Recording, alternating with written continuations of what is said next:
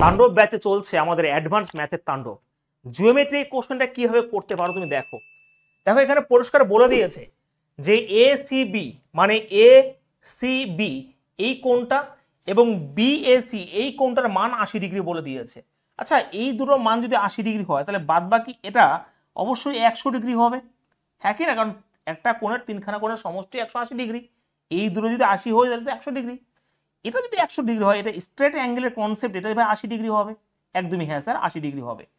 এবারে বিডিই মানে বিডিইর এই যে কনসেপ্টটা মানে বিডি 35 ডিগ্রি পরিষ্কার বলে দিয়েছে এবং এটাকে পরিষ্কার বলেছে বিসিই মানে বিসির এটা বলেছে 45 ডিগ্রি। তাহলে বের করতে বলেছে যে সিইডি মানে এই অ্যাঙ্গেলটা বের করতে বলেছে। এবার কীভাবে করতে পারি দেখো, আমি যদি এই লাইনটাকে একটু বাড়িয়ে দিই, ঠিক আছে, বাড়িয়ে দিই, একটা ত্রিভুজ হয়ে গেল না? এটা কোন ত্রিভুজ হলো? এই ত্রিভুজটা হয়ে গেছে, এই যে ত্রিভুজটা, এই ত্রিভুজটা হয়ে গেছে।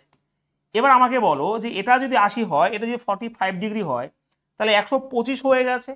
তার মানে বাদ বাকি এখানে 55 ডিগ্রি হয়ে গেছে। Yes sir 55 degree. এবার 55 ডিগ্রি যদি হয়ে যায় তাহলে এটা ভাই আবার কত ডিগ্রি হবে? স্ট্রেট অ্যাঙ্গেলের কনসেপ্টে এটা তো 125 ডিগ্রি হয়ে যাবে। এবার আমি জানি বা তোমরাও জানো যে বাহ্যিক কোণের যে কনসেপ্ট, স্ট্রেট অ্যাঙ্গেলের যে কনসেপ্ট, এই কোণটা যা হবে এই দুটো কোণের সমষ্টি সেটাই হবে। তাহলে 125 আর 35 মোট হয়ে গেলে 160 ডিগ্রি। তার এটাই তো উত্তর, এটা তো চেয়েছে যে সিইডি কত 160 ডিগ্রি। হ্যাঁ এটাই হবে রাইট অ্যান্সার এখানে।